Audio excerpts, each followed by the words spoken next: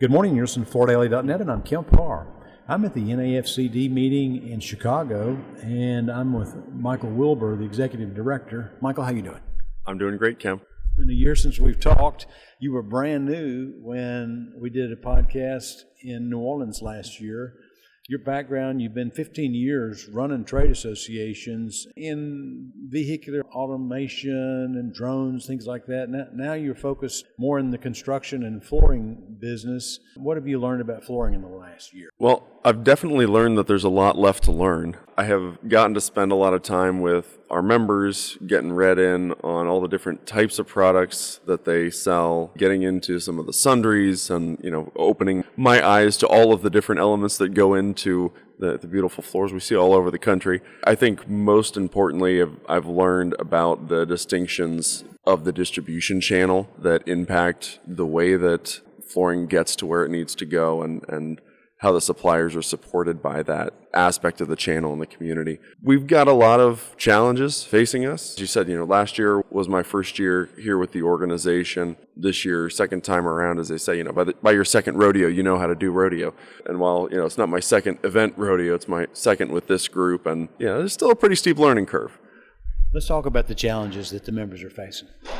We're chatting. I don't think it's going to surprise anyone to hear the top two is consolidation and the tariffs this year. The consolidation piece is just going to be with us. It's a fact of life now. We had a speaker on Tuesday doing an AI workshop for some of our emerging leaders, and one of the quotes that he shared that I think is applicable to our community now was, it was a quote from Jeff Bezos when asked about how they feel about competition. And he said, I think about competition the way Boeing thinks about gravity.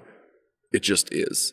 And you can spend all day focusing on it, but it's always going to be there. And so at this stage in the evolution of our channel and the evolution of our industry, consolidation is here to stay. At a certain point, it's going to slow down as we settle out. And it certainly seems to be accelerating a little bit, but that pace is unpredictable. You can't operate scared of it. You can't operate anticipating it. You just have to know it's here, and it's one of those things you're going to need to be agile around, whether it affects your company or one of your trade partners. You have to be big to be successful. I mean, there's some people who are in this business that are doing a fine job and have like a two-state area, and then there's people in this business, they were the top 20 listed. I mean, there's some in this business that are doing $600-700 million.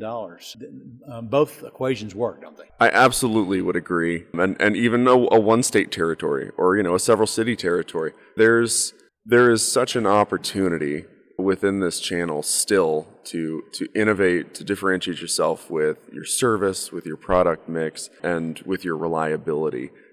One of the hallmarks of this event and this community that I've learned probably most poignantly over the last year is the people in this group, in NAFCD, within the floor covering distribution channel, are just excellent people. They're great business people, but they care about the relationships of the people that they work with. And those handshakes mean something still in this community. And we talked about some of my background. It's really refreshing. It's easy to be cynical about business becoming increasingly transactional and just price is king and, everything else, can be forgotten. It's not true here. And I think those that try to embrace that mentality do so at their own peril. We certainly have a large number of smaller, mid-sized distributors that are doing great. And, they're working hard to be doing great, to be sure. It's not easy. You don't have to have a B after your earnings statement to be successful here. So Brian Green has been your president this year. He was making a joke from the stage that when he took the role, you have to work yourself in a couple of years. He didn't have any idea he was going to have to train a new executive director, right? That's correct. So Brian and a couple others from our sister organization, NBMDA, were part of the last round of interviews that I did last spring. Felt like I was giving congressional testimony. I walked into the room and, table in the middle of this circle. I've told this story to a lot of folks. The way that interview was conducted is one of the reasons I wanted to come here. And I was glad to be invited to come here, but it's with any job interview, it's they got to like you, but you got to like them. As we were going through, they each had one or two questions to ask me, and Brian in particular asked me a question that I'd never been asked in an interview. Is everybody on their resume, down at the bottom you got volunteerism and hobbies and stuff. I've got 3 boys at home, and I've been coaching youth sports for the last 9 years now. I had that on there as youth sports coach, and he said, "Hey, tell me about that." The fact that of all the things he could have asked, he dialed in and used one of his 2 precious questions on that. And it wasn't just out of idle curiosity, and he and I have kind of bonded over this since, but it's the skills that you learn coaching children to do something as complicated as baseball or soccer, where there are rules, there are skills, there's a focus. I tell everybody, I think all managers should have to coach a 6-year-old soccer team, because if you can get those kids not clumping around the ball, staying spread out, staying focused for an hour at a time a week, adults are easy. They say this flooring industry is sticky. People that get in it, they don't get out of it. And I think what you're alluding to here is about relationships. The fact that the people in this business build relationships and then want to stay in this business so they can continue to grow them. That's a big part of being in flooring, right?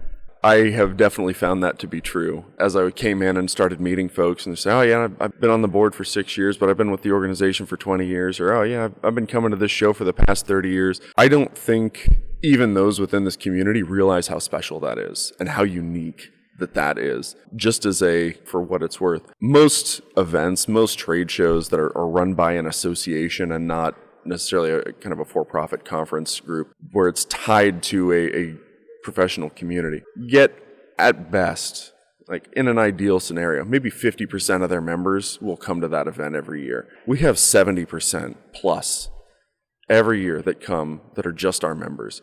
Of all of our members, at least 70% of them send somebody to convention every single year.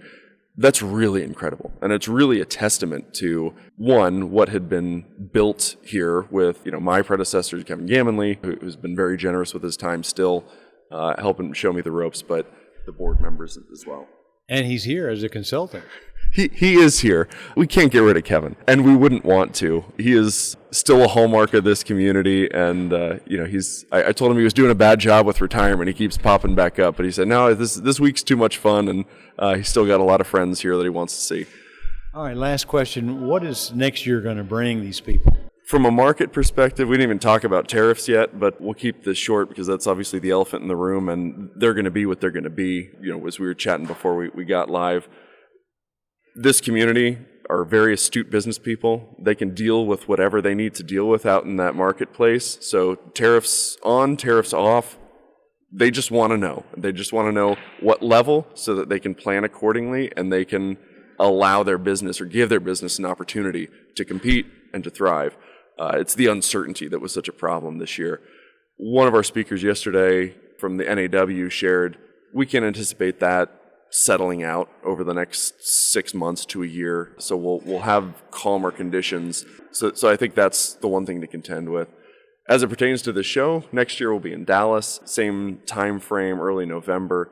And we're going to build on some of the changes we made this year, mix the schedule up a little bit, which I know threw a few people off, but we've been getting positive feedback. We've identified through survey data as well as kind of anecdotal conversations with attendees a few areas that we could mix things up to provide more value. So I'd look for more of that in the year ahead and some content that really drives deeper down into the challenges of floor covering, of distribution, and a little bit less of the fluffy leadership stuff, which is important, and it gets people energized, but we want this to be productive as well. So you gave John Scher the Man of the Year award. He told his story, he grew up in Arkansas, and then he's stands in front of his group, and his family's there.